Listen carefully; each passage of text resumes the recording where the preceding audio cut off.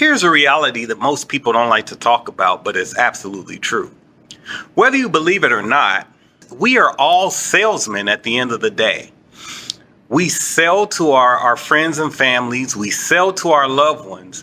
We sell to our jobs and we sell in our interviews.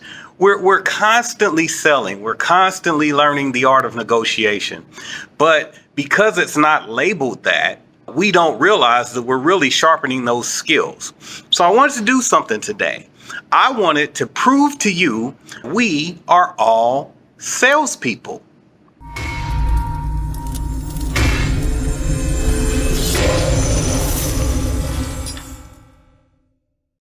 The first point that I want to bring up is that you practice the art of negotiation and persuasion every single day.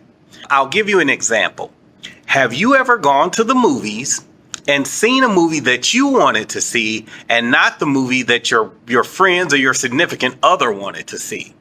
Well, when you guys talk about what movie you want to go see, you go into a sales mode of pointing out the reasons why we should see your movie and not necessarily the other movie. It could be that more people in the group are fans of this type of movie versus the other types that have been brought up. It could be that the last time that you saw a movie, somebody else chose, and so you feel like it's your turn to choose. Or it could be that you even sweeten the pot by saying, hey, I'll pick up the refreshments or I'll pay for somebody else's ticket. But whatever you did, you negotiated with the other people in the group and persuaded them or changed their opinion so that they would do the thing you wanted to do and not the thing that they wanted to do. This is persuasion and this is negotiation. And these are things that we do very naturally, but because we're not sitting in front of somebody trying to sell them on a deal or put them in a class or something of that nature, we don't think that we're selling, but you are. The second thing that I want to tell you is that rejection starts and stops in your own mind. And I'll prove it to you.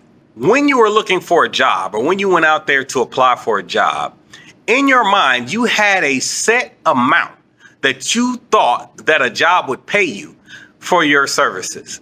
Now, while you were looking, there were people making $1 million a year. There were people making several $100,000 a year. There were people making $100,000 a year, $80,000, $70,000, $60,000 a year, $50,000 a year, $40,000 a year. You looked at what they were offering per hour and thought to yourself, I can apply for this job and they will pay me this money based on what I think I'm worth. Now, all of those other jobs were available, but you didn't even bother to look at the job description to see if you had a skill set that may have matched. Years ago, we would argue, well, most people want degrees or most people want to make sure that you have an education level that matches. I'm here to tell you that there are so many millionaires that sell accounts because they have the skill, not the education. They can demonstrate that they have the skill and the company will pay them the money for what they demonstrate. But in their mind, they have already made up in their mind that what they do is worth X amount of dollars.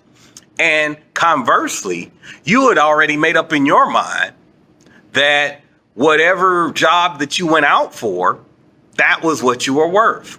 Every single time that I wanted to give myself a raise and I went from one job to the next job, in my mind, I knew exactly how much money I would take in order to take that next job. Here is what life does. Life presented me the opportunity to work for the amount of money that I thought that I was worth. And each time I got it and I was excited. I was happy. Man, I said I wanted this and this is how much they gave me. Sometimes they even gave me over that. And so I'm over the moon. Wow, they paid me $5,000 more than what I would have went in there asking for. Yeah, but while I was looking at this particular number, my skill set may have gotten me twice that, 3 times that even. But because in my mind it was inconceivable, I didn't even go for it. I'm telling you now that rejection starts and ends in your mind. If you created a course, or if you say that you're a seller of things, but you don't think that your thing has value, then I don't care how much you get in front of people. I don't care how good of a orator you are. People are not going to buy it because in your own mind, you don't believe that the product you have is worth the money that you're offering or asking. But haven't you ever gone to a restaurant, or haven't you ever gone to a place of business, and the person who was presenting whatever it was you were looking for, they were excited. They knew all about it. They could answer your questions. They could speak intelligently. They could share with you personal stories about how they use the product because they believe in it. And so it was easy for you to part with your money because that person knew that whatever they were offering you, it wasn't about the dollars, it was about the experience. So if you want to elevate your experiences as far as sales is concerned, then you need to stop rejecting in your mind the thing it is that you're trying to sell. And if it's not worth whatever it is you think it is, then make it worth it, right? Add more value, put a better product together, do all you can to make your job better so that you can speak with confidence and people could feel it. It will resonate out of you and they will connect with that resonation. The third thing that you really need to know is that we really do sell ourselves more than we sell whatever product, good, or service that we're selling. The reason why, in our first example, people will go see the movie that you wanted to see is because people like you and they resonate with you. And you had you were so excited and you really wanted to see this movie. And because you were so excited, they got excited. And so now they want to go and be a part of whatever it is that you're doing. If you have an idea, you have a passion, you have a dream, as you talk about that, people will gravitate towards you. They want to be a part of this thing you're so excited about. It's not so much the product, the service, or the thing that you're offering. People gravitate to you because you are you. So when you're speaking to customers who might be having a hard day, or you're speaking to people who might have bristled at other people, what makes the difference in any of those conversations is you. They resonate to you and they will feed off of the energy that you have. So when it comes to selling a product, good, or service, people will buy from you because it's you. Trust me, they will leave your place of business, go somewhere else and buy the product from somewhere else because of the salesperson. The apples to apples, you're selling the same thing. So what makes a difference is the fact that you're selling you.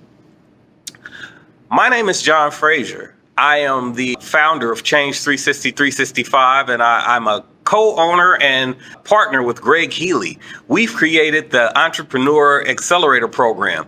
You can get in touch with us and get to that program by going to www.followthislink.net.